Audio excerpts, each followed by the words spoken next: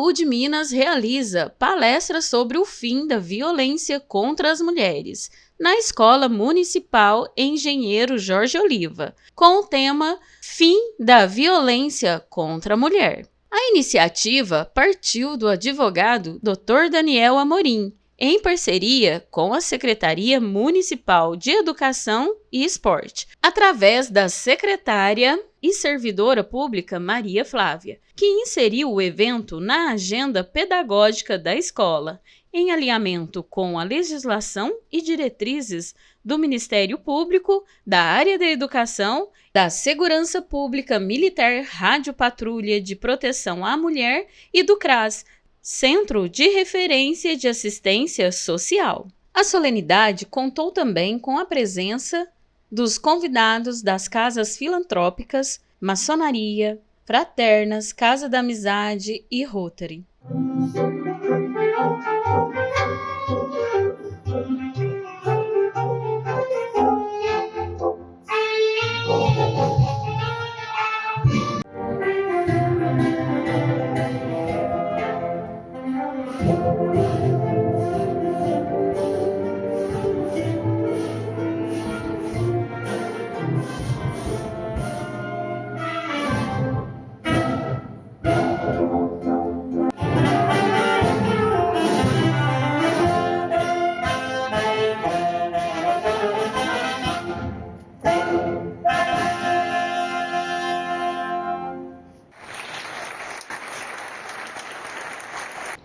Para dar início a este nosso evento, dando continuidade, vamos convidar para tomar a palavra a senhora Maria Flávia, nossa secretária municipal de educação.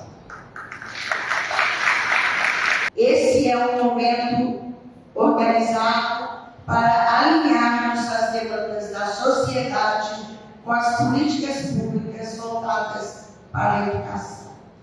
Conforme o protocolo já expôs, a relação do tema com a educação em várias dimensões, quero deixar claro que ao incorporar a prática educativa, o conhecimento das normativas e das políticas públicas, profissionais da educação criam aos estudantes e à comunidade escolar condições para o reconhecimento de situações de vulnerabilidade, bem como acionamento de mecanismos de denúncia e de promoção à mulher. Fim da violência contra a mulher. Qual a importância desta agenda para a educação? Transformar a escola em um espaço de proteção e mudança social. Ensinar que a violência não é normal. Isso ajuda aos alunos a desenvolverem noções de consentimento, respeito mútuo e resolução de conflitos sem uso da força. Também capacitar o professor a identificar sinais sutis, mudanças de comportamento, quedas de rendimento, e ensina o fluxo correto de denúncia, evitando que o caso seja ignorado ou tratado da forma inadequada. Trabalhar este tema na escola ajuda a questionar papéis rígidos. Isso promove uma cultura, debater o fim da violência contra a mulher, uma cultura de igualdade e dignidade desde a infância. Também transformar o professor de um simples transmissor de informações em um agente de transformação social, capaz de salvar vidas através da educação e do acolhimento. Cumprir a legislação para incluir conteúdo sobre a prevenção e institui a Semana Escolar de Combate à Violência contra a Mulher nas escolas da rede. Dentre as diretrizes voltadas ao público escolar e à sociedade em geral, e a difusão para os conteúdos relativos aos direitos humanos, à equidade de gênero e de raça ou etnia, e ao problema da violência doméstica e familiar contra a mulher, que estabelece os procedimentos do ensino, diretrizes administrativas e pedagógicas do calendário escolar para a rede pública estadual de ensino de educação básica, previu que de 10 a 14 de março deste ano, 2026, será a Semana Escolar de Combate à Violência contra a Mulher, conforme Lei Federal número 14.164 de 2021, sendo 8 de março o Dia Internacional da Mulher, oficializado pela Organização das Nações Unidas. Estes são, queridos que nos acompanham nesta tarde, os motivos pelos quais nos colocamos aqui reunidos para pensar, refletir e também nos colocarmos prontos para agir no fim contra a violência contra a mulher. Também convidamos para fazer uso da palavra o excelentíssimo senhor Dorival Francisco de Lima, nosso prefeito municipal.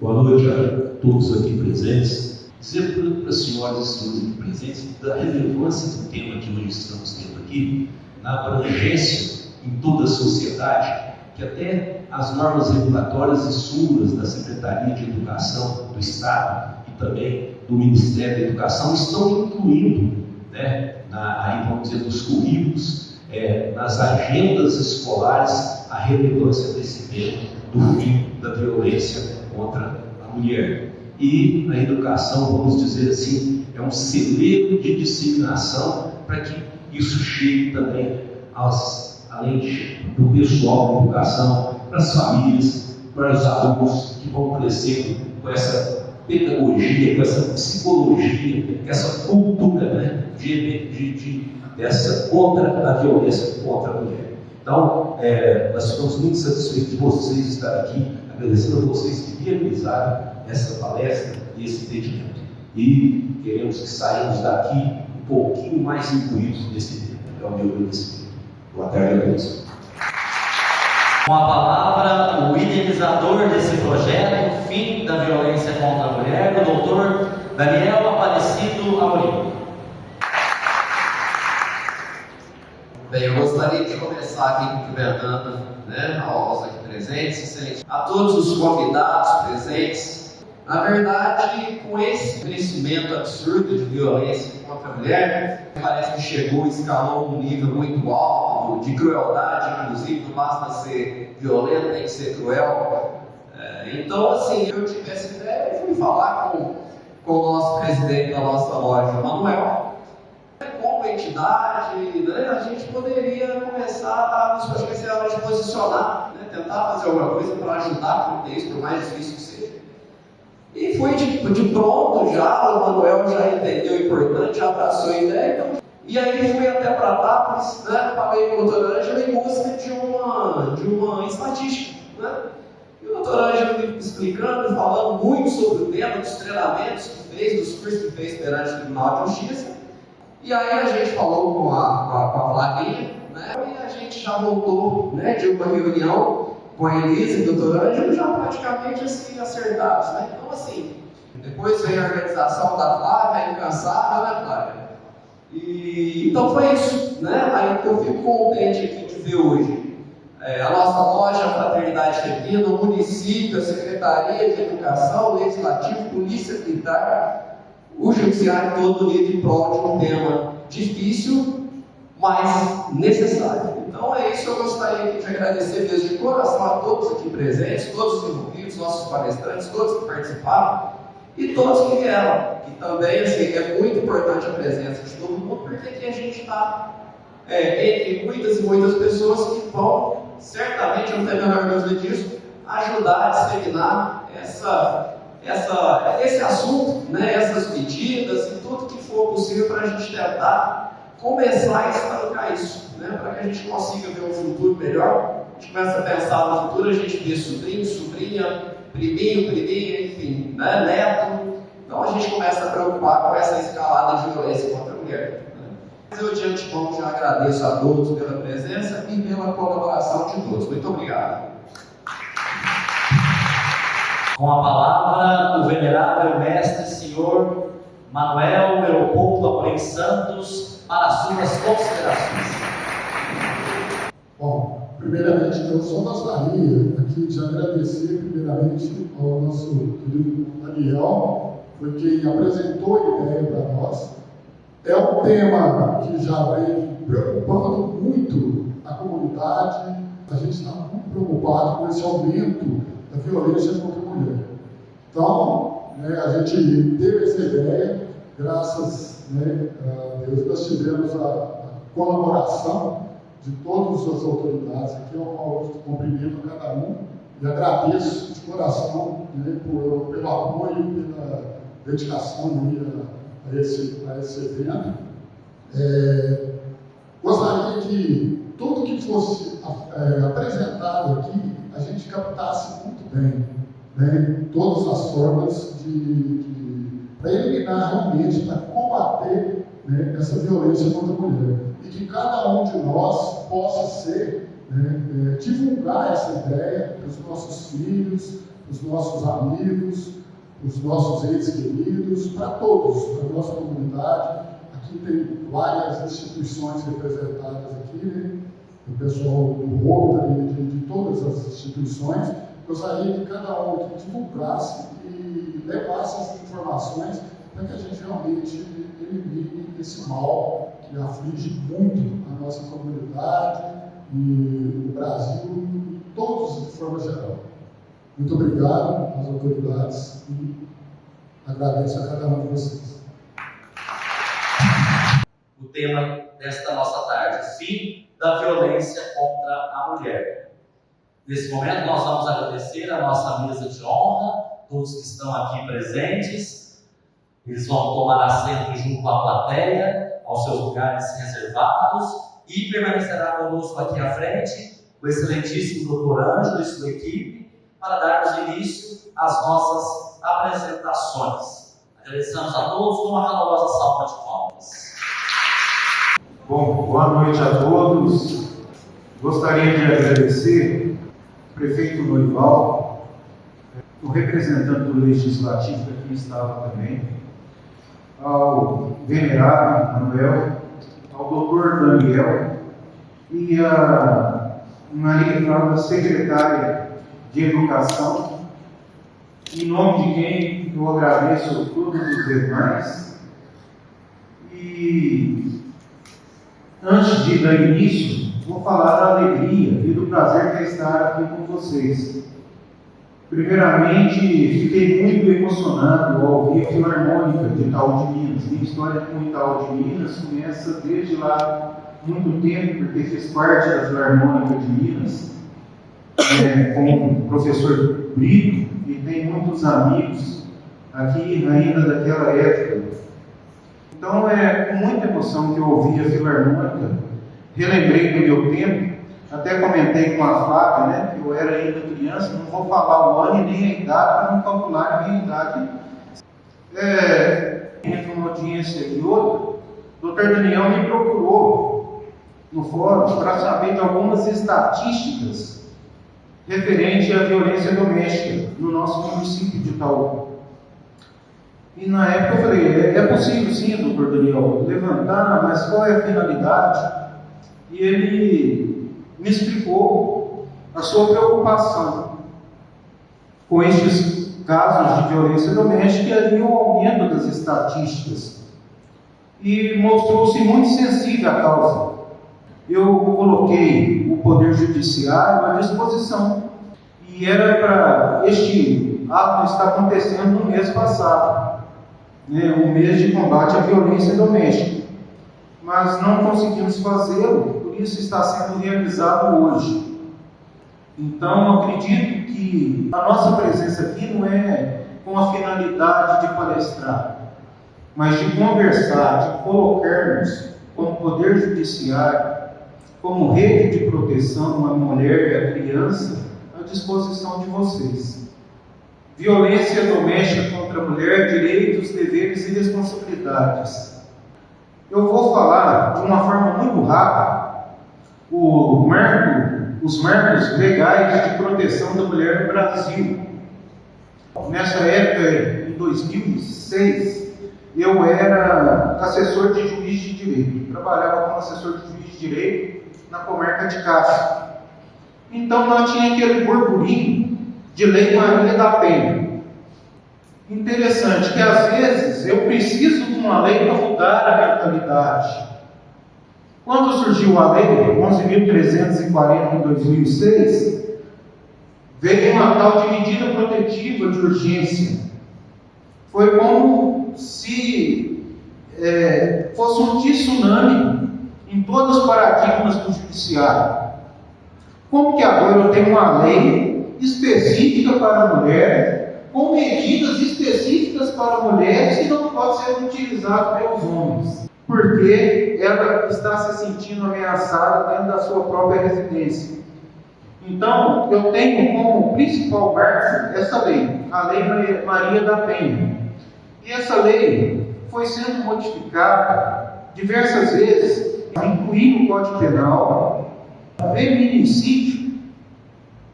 Então, foi um avanço que a gente teve na legislação, direitos da mulher pela Lei Maria da Penha. Um dos direitos que eu tenho na lei são as medidas protetivas de urgência. Muita gente já ouviu falar aí, porque falam direto na televisão, sobre liminar. Liminar significa no limiar, no nascer de determinado processo. Eu obtenho uma liminar. A medida protetiva, fazendo esse trocadilho, é uma liminar. Por quê? Eu não preciso de um processo para provar que ela foi agredida, que ela sofreu violência, para depois retirar aquele agressor do lar, ou determinar que ele não se aproxime dela, e fixo algumas condutas que a gente chama de condutas inibitórias aí. Isso é feito de forma liminar. Uma medida protetiva de urgência. É urgência, porque em relação à violência a gente não pode omitir, a gente não pode demorar. E dentre as medidas que estão previstas lá no artigo 22, eu tenho como principais afastamento do agressor do lar, eu tenho suspensão de porte de arma, eu tenho suspensão da guarda, suspensão do direito de visita, fixação de alimentos, proibição de aproximação dessa mulher. Isso tudo é feito com urgência, liminar. Eu, como juiz, se me feito um pedido de medida de urgência da Maria da Penha, eu tenho que decidir em 24 horas. Tanto que está previsto lá no artigo 19, parágrafo 5º, se o promotor de justiça demorar a manifestar, eu decido sem a manifestação do promotor de justiça, porque tem que ser no prazo de 24 horas. É de urgência mesmo. Isso só justifica a necessidade da lei, a necessidade da proteção. E essa proteção tem um atendimento multidisciplinar. Desde o atendimento da polícia militar, que tem a patrulha da Lei Maria da Penha, de violência doméstica. Na Polícia Civil também, eu tenho os órgãos especializados, no município, no Estado, no MP, na Defensoria Pública e no Judiciário. Eu tenho sempre órgãos específicos para tratar dessa questão da Maria da Penha. Todos os atos são gratuitos relativos à Maria da Penha e sempre com a preservação do anonimato. Esse processo, essas medidas protetivas, seguem em segredo de justiça. E como acionar esse sistema de justiça? Primeiro começa com o registro do boletim de ocorrência, acionando a polícia militar, que tomará as providências de imediato para fazer cessar essa violência. Essas medidas protetivas podem ser solicitadas perante a Polícia Civil ou mesmo o Ministério Público ou diretamente ao juiz. E a mulher tem ainda o direito de acompanhamento processual. E, inclusive, ela pode participar dessas audiências sem ter qualquer contato com o ofensor. Hoje entende-se que, uma vez concedida a medida protetiva, ela vigora enquanto uma mulher achar que ela deve vigorar, até pedir sua suspensão, seu cancelamento. Ao final, se alguém tiver alguma dúvida, alguma pergunta sobre a Lei Maria da Penha, Sobre a parte judicial, estou aqui à disposição para responder. A lei vem para mostrar que o amor não é violento. O amor não dá aso à prática de violências. O amor não mata. Eu vou passar para a gente adiantar para a Elisa, porque ela vai continuar sobre os efeitos sociais dessa violência doméstica.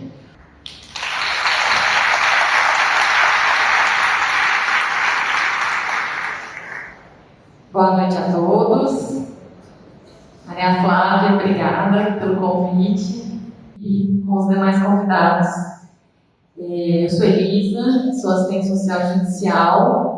Tomei posse há menos de 90 dias e venho da política de assistência social. Trabalhei no SUAS desde 2012 e nos 3 últimos anos atuei na proteção social de média complexidade no CREAS da minha cidade, que é Cássia. Esse tema, esse público-alvo, que é a mulher em situação de violência, é atendido pelo CREAS. Então a gente sabe, a gente vê situações e muitas vezes a gente fica inerte. E a mulher também tem aí os seus motivos para não fazer a denúncia. E aí, eu acho que é importante a gente entender da onde vem essa mulher. Mas essa mulher, ela vem de uma cultura, de uma cultura de séculos machista e patriarcal, onde o homem detém o poder sobre a mulher, sobre a vida econômica da família, sobre os filhos. Então, essa mulher, ela vem desse lugar do relacionamento que ela tem com esse homem. E aliado a isso, a essa cultura patriarcal, machista, a gente tem também crianças e adolescentes vindo desse mesmo sistema. Então, crianças que cresceram sofrendo violência, e aí automaticamente isso vai se reproduzir nas suas relações futuras. E entende que as relações estão dessa forma, então entende que isso é normal, e o menino que também sofre violência dessa família também vai para suas relações entendendo que ser violento é normal. Então, a mulher, ela vem desse contexto social e cultural. E aí, ainda existem grupos que são muito mais vulneráveis à situação de violência, Mulheres negras, com certeza, enfrentam racismo, mulheres pobres, com limitações econômicas, agravam a vulnerabilidade. É claro, a violência, ela está permeada em qualquer classe social, E se a gente for olhar os noticiários, a gente consegue visualizar que os noticiários trazem muito mais informações das mulheres, de média e alta classe econômica. Recentemente, nós tivemos 2 casos que geraram repercussões, que foram mulheres da segurança pública, inclusive, se não me engano, uma da Polícia Rodoviária e uma que era também da Guarda Municipal, que foram vítimas de feminicídio. Mas a grande maioria das mulheres que sofrem violência são mulheres negras, pobres, mulheres periféricas, e aí os recursos das políticas públicas chegam com maior dificuldade nas periferias, e se ela tiver deficiência, então o acesso é muito pior, Porque aí tem barreira física que impede ela de buscar os recursos que ela tem direito. E aí, entendendo de onde vem essa mulher, dessa história dela, e também das dificuldades e das maiores vulnerabilidades que elas sofrem, é importante a gente falar, a partir de agora, quais são os tipos de violência. Porque a gente está muito acostumado a ter a informação que a violência ela vem ou da violência física, que é a agressão física, ou até mesmo das questões relativas ao feminicídio, que é a morte das mulheres. Mas existem também outros tipos de violência que é importante a gente saber como ela se dá, para que a gente também consiga avaliar e entender os sinais para encaminhar, para orientar e para entender também. Então, a violência física é a violência que comumente é mais conhecida, que é qualquer conduta que ofenda a integridade ou a saúde corporal da mulher, incluindo empurrões, tapas, socos, chutes, uso de armas ou objeto para causar lesões. A violência psicológica, que é a ação que causa dano emocional, diminuição da autoestima, controle de comportamento, e aí compreendida, como humilhações, ameaça, isolamento social, manipulação. A violência patrimonial, retenção, subtração, destruição de bens ou documentos, incluindo controle financeiro, impedimento de trabalhar. Existem casos de danificar material de trabalho, Então a mulher trabalha, por exemplo, como cabeleireira, e aí o homem entra no estabelecimento, ele deteriora e ele estraga os equipamentos de trabalho dessa mulher, configura como uma violência contra a mulher. E a violência sexual, qualquer conduta que constrange a liberdade de autodeterminação sexual, incluindo estupro, abuso, assédio, violação da intimidade sexual e exploração.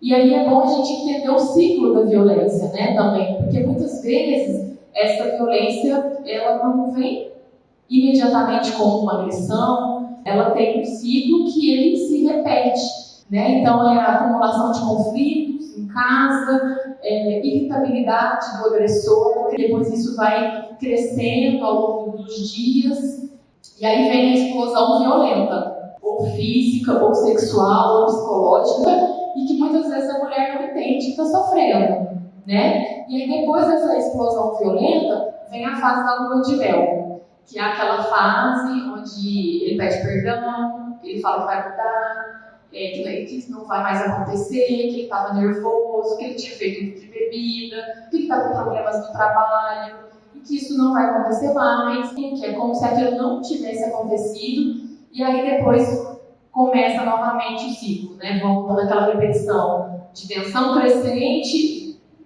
explosão violenta e lua de mel. E esse ciclo ele vai continuando aí, enquanto às vezes não há uma intervenção e não há uma procura dessa mulher. Então, muitas vezes a mulher ela não denuncia e ela acredita que se ela denunciar e se esse rompimento acontecer, ela vai passar dificuldades, os filhos vão passar dificuldade. Então, essa dependência econômica é um fator que dificulta muito a denúncia. O medo, de represálias, dessa violência piorar, porque às vezes a violência ela vem junto com uma ameaça, Então, eu sou agressivo e se você romper a relação, eu te mato. E aí o medo disso se efetivar também dificulta a denúncia. E a presença dos filhos, O fato de ter crianças ali no ambiente doméstico também dificulta a mulher sair dessa relação.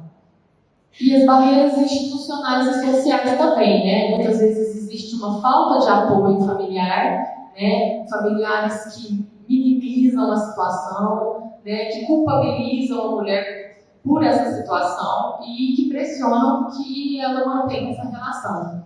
Matização social, que é o julgamento, a vergonha que as pessoas vão dizer, o medo de fazer a denúncia e a repercussão que isso vai dar, isso também faz com que as mulheres não denunciem. E a violência não é um problema privado. Mesmo que ele aconteça dentro do ambiente doméstico, a responsabilidade é coletiva. Toda a sociedade deve agir e responsabilizar agressores. Então, a prevenção é o carro-chefe da violência contra a mulher. Educação para a igualdade de gênero, campanha de sensibilização, formação de profissionais. A proteção, o doutor Ângelo citou os albergues que existem em Belo Horizonte. Então, centros de apoio, albergues, ordens de proteção, medidas urgentes de segurança. Então, tudo isso entra na esfera da proteção. Então, muitas mulheres também não denunciam porque não tem para onde ir, não tem o apoio familiar, ou a casa é do companheiro, e como é que eu vou pagar o aluguel? Então, existem políticas públicas para acolher essa mulher por um tempo, com os filhos. Então, essa proteção é um dever do Estado. Tem também os atendimentos de saúde, porque ela passou por esse trauma, então tanto para ela quanto para os filhos também existe esse apoio, que é a reparação e a compensação às vítimas. E cada um, né, dentro da sua atribuição, podendo atender essa mulher de forma integrada. E aí, né, reiterando o papel dos profissionais de serviço público, né, cada um dentro da sua especificidade, e também a importância da educação para a igualdade e cultura de paz, que é um pouquinho do que a Audrey, colega, vai falar também, dessa importância desse diálogo, e aí isso se dá muito dentro das escolas, né, nesse espaço educacional, na possibilidade desses dados não serem tão mais alarmantes como são agora. Nosso objetivo é erradicar, com toda certeza. E agradecer mais uma vez o convite e a possibilidade de falar com vocês. Muito obrigada. Boa noite a todos. Poder estar aqui hoje na presença de vocês. Meu nome é Audrey, eu sou servidora pública, né, do Tribunal de Justiça há mais ou menos um pouquinho mais de 20 anos. E eu tenho atuado nos últimos 10 anos como conciliadora e mediadora judicial do SEJUSC, que é o Centro Judiciário de Solução de Conflitos e Cidadania. E dentro do SEJUSC, gente, eu trabalho diretamente com situações de conflito, né? Situações de conflitos familiares, conflitos entre vizinhos, conflitos entre pessoas físicas e empresas, conflitos de todas as formas que vocês possam imaginar. O que eu vou falar aqui para vocês hoje é sobre a utilização da comunicação não violenta como uma ferramenta de prevenção de conflitos, né? Esse processo ele favorece a empatia, a compreensão mútua, criando condições para a resolução pacífica de conflitos.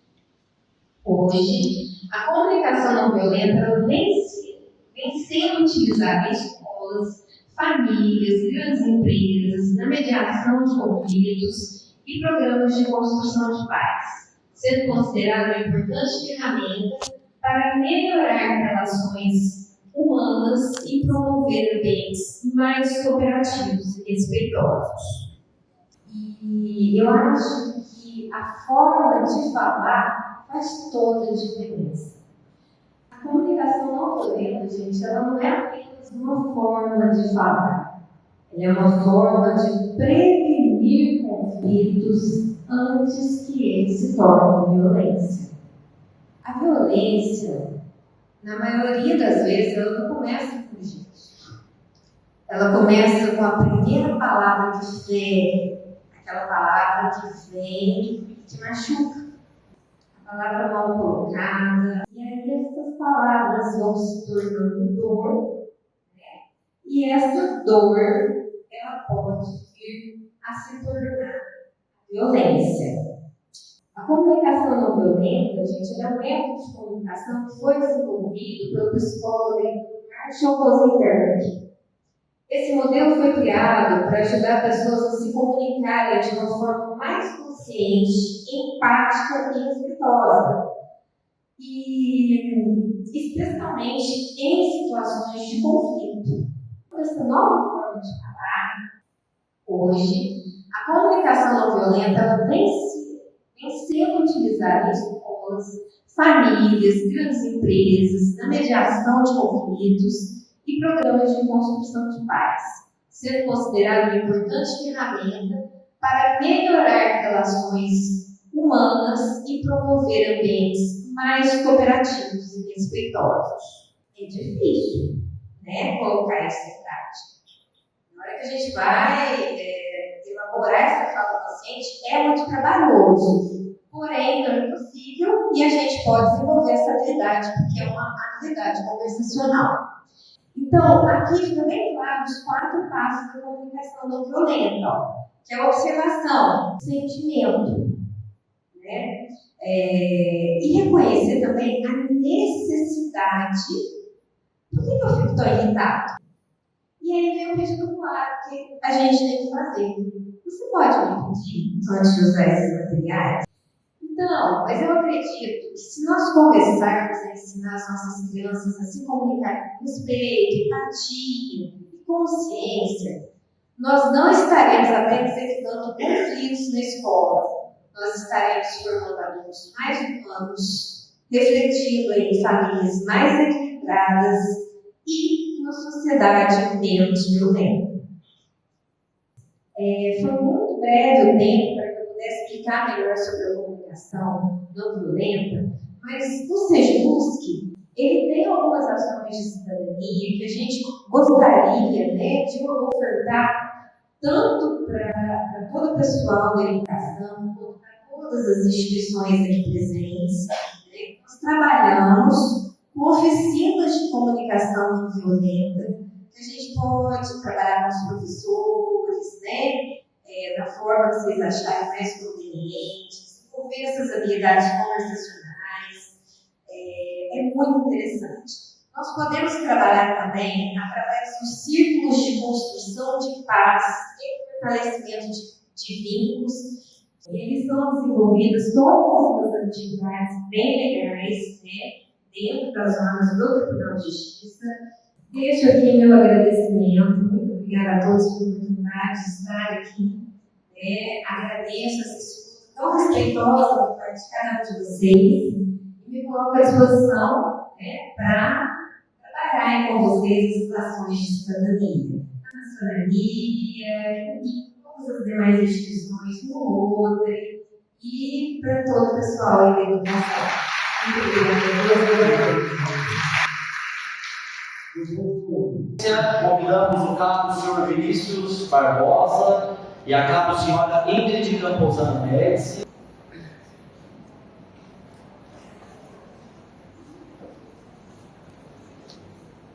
Boa noite a todos. Boa noite. Eu sou a cabo Ingrid, esse é o cabo Barbosa e a gente faz parte da Rádio Patrulha de Proteção à Mulher.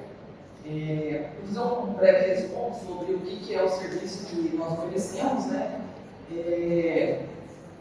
A Rádio Patrulha de Proteção à Mulher, ela é um portfólio da Polícia Militar que faz parte de uma daquelas partes multidisciplinares que foi falado pelo Judiciário. Né? Então, a gente presta uma assistência às vítimas, às mulheres vítimas de violência doméstica. Só que a gente faz o atendimento de segunda e terceira resposta. O que é esse atendimento de segunda e terceira resposta? Quando acontece a primeira resposta, é quando o fato por si só acontece. Quando acontece a violência, né, e aciona o 190 e a equipe de turma, a viatura, vai no local para fazer o atendimento da ocorrência. E aí, posteriormente, a gente vai e faz esse acompanhamento. Né? Esse acompanhamento consiste em fazer contato com a vítima, ver a situação que ela está, se precisa de um acompanhamento, de uma assistência social, um acompanhamento psiquiátrico, né, psicológico, dá um certo apoio, né? E nesse meio tempo acompanhamos também o autor, né? E assim, o objetivo principal desse nosso acompanhamento é, primeiramente, orientar, né? Orientar as mulheres vítimas para saberem que estão numa situação de violência, né? Porque o que acontece muitas vezes é que elas não sabem, né, que estão naquela situação, o que elas estão vivendo. Então a gente faz uma apresentação da lei, né, acompanha, orienta e quebrar o ciclo da violência. Né? O principal objetivo é quebrar o ciclo da violência. Né? Como foi falado, é aquele ciclo que envolve a lua de mel, né, a tensão e a violência por si só.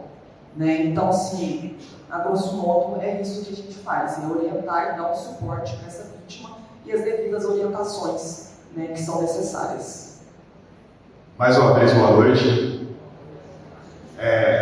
Fala muito da Lei Maria da Penha, né, mas a gente não mostra a imagem dela, o pessoal não sabe quem é. Essa senhora aí, ela é a Maria da Penha, tá? A lei foi originada através dela e ela está na cadeira de rodas. Como o doutor Ângelo falou, né, teve 2 tentativas de feminicídio contra ela e o tiro que ela tomou nas costas deixou ela paraplégica. Tá?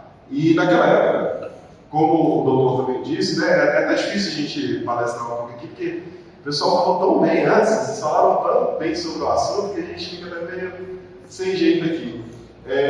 A morosidade da justiça brasileira na época, né, fez com que o país fosse punido pela Organização dos Estados Americanos. Tá? E só através dessa punição que foi criada a Lei Maria da Penha. Então, o Brasil foi obrigado a criar essa lei. Tá? E naquela época, os crimes eram considerados liliputianos. Gastei, doutor. Liliputiano significa que esses crimes eram pequenos. Tá? Então, assim, o cara não ficava preso, resumindo. Acontecia um fato e o cara não ficava preso. Tá? Pode passar.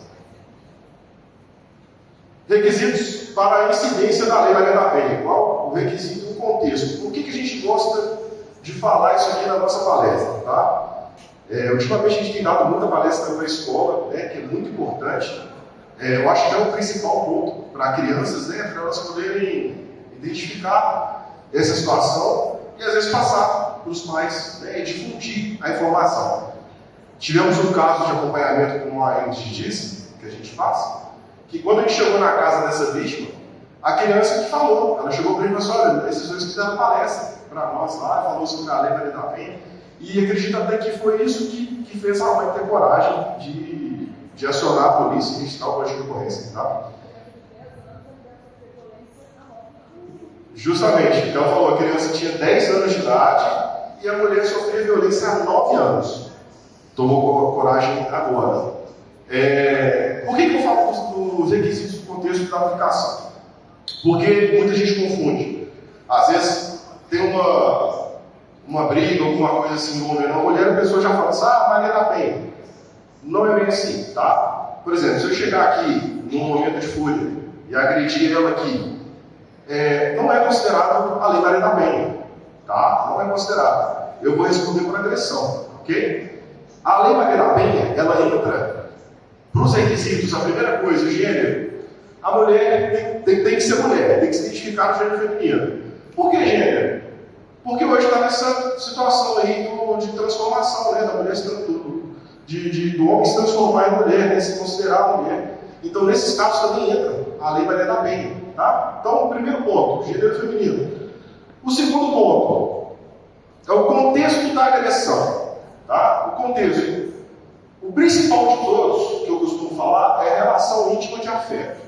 Esse é o ponto-chave. Você teve uma relação íntima de afeto, entra. Aí, por exemplo, eu e a Ingrid, ok? Nós somos companheiros de serviço, a gente trabalha aí há praticamente 2 anos juntos na área, mas eu nunca namorei ela, nunca tive nada contigo com ela. Mas se acontecer uma agressão entre nós dois, eu posso entrar na Lei Maria da Penha, tá? Porque a gente trabalha junto, a gente tem uma relação de afeto, a gente tem um ambiente junto. Então, mesmo a gente não sendo um casal, entra, ok? Mas você falou que se ele disse a moça aqui, não entraria. Por quê? Eu não tenho nenhum tipo de relação, eu não conheço ela, é a primeira vez que eu vejo ela. Então, não entra na lei, ok? Então, unidade doméstica, espaço de convívio permanente, seu vínculo familiar. Por exemplo, professores, tá? Aluno com professor pode entrar, ok? Chefe com funcionário pode entrar na Lei Maria da Penha. Então, teve algum tipo de relação íntima de afeto? Entra. Ficante. Eu fiquei com ela 2 semanas ali, depois não aconteceu mais nada. Aí, às vezes, um momento ali na praça comendo espetinho, ele viu ela com outro cara, foi lá e agrediu ela. Pode entrar. Ok? Pode entrar na Lei Maria da Penha. O ciclo da violência é o que todo mundo, o pessoal já falou aqui antes, né? Esse é o ponto-chave, tá? Da Lei Maria da Penha, é o ciclo da violência. Está tendo até um estudo para mudar, em vez de ser ciclo, ser uma espiral. Por que espiral? Porque uma hora esse ciclo vai descendo e vai chegar na morte da vítima, ok? Então, por enquanto é ciclo. Por que eu vou falar aqui? É a mesma coisa que ela falou. Lua de mel, tá? É o início, onde tudo são flores.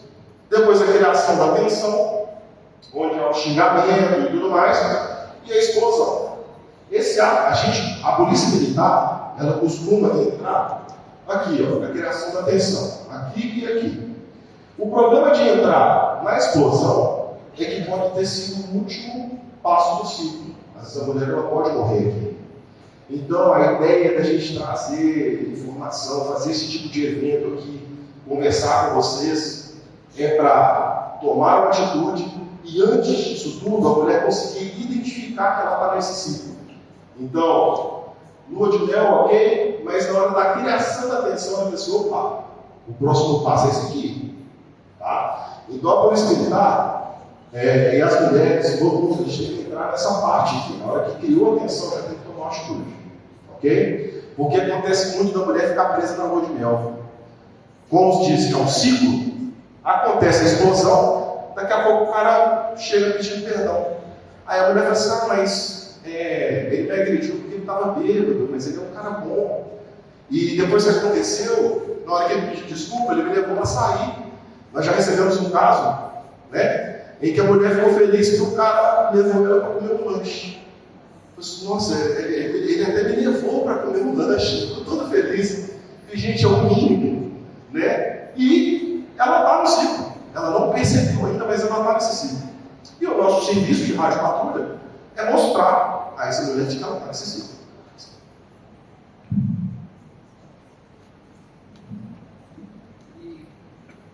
O objetivo, né, é quebrar o ciclo, e as formas para ser feito isso, principalmente com a conscientização, é identificar dentro de um relacionamento esses momentos, né, de tensão, de abuso, de toxicidade, aqueles gatilhos, né, as red flags, onde a gente começa a perceber que não está certo aquilo, né, o controle, ciúmes excessivo, controle de roupa, o que você pode ou não pode usar, onde você pode ir, se vai na casa da mãe, se não vai.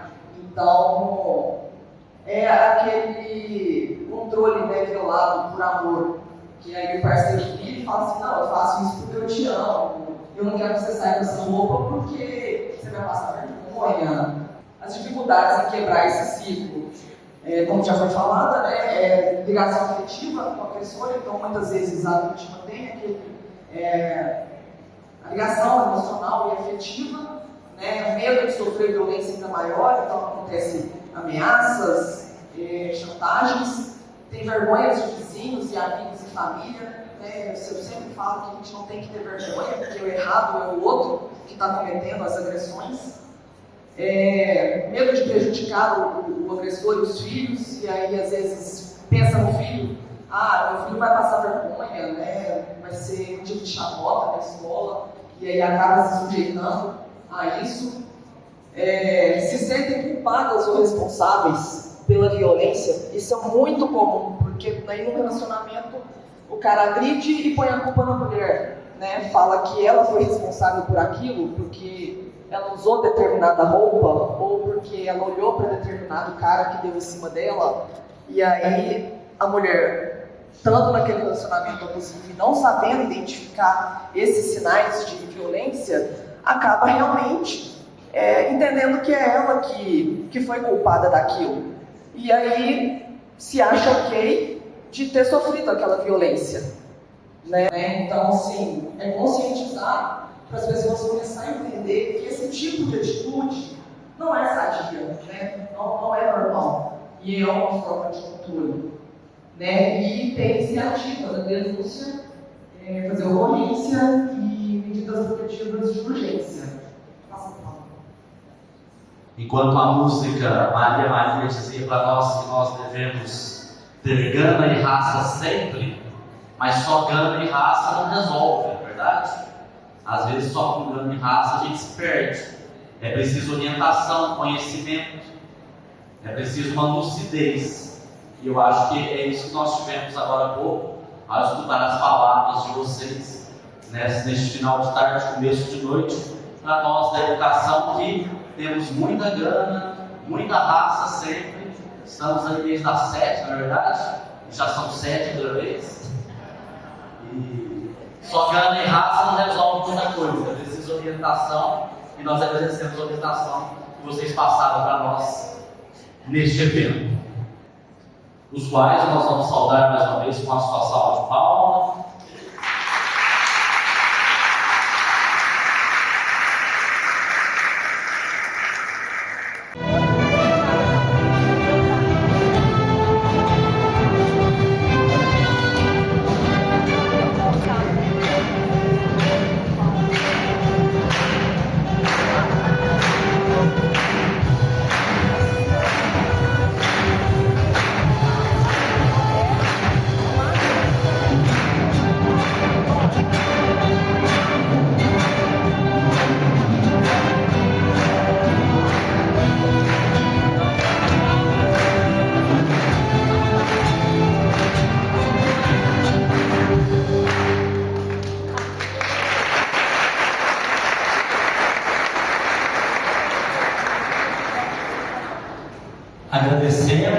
brilhante participação da Orquestra Filarmônica de Itaú de Minas, sob a regência do maestro Maicon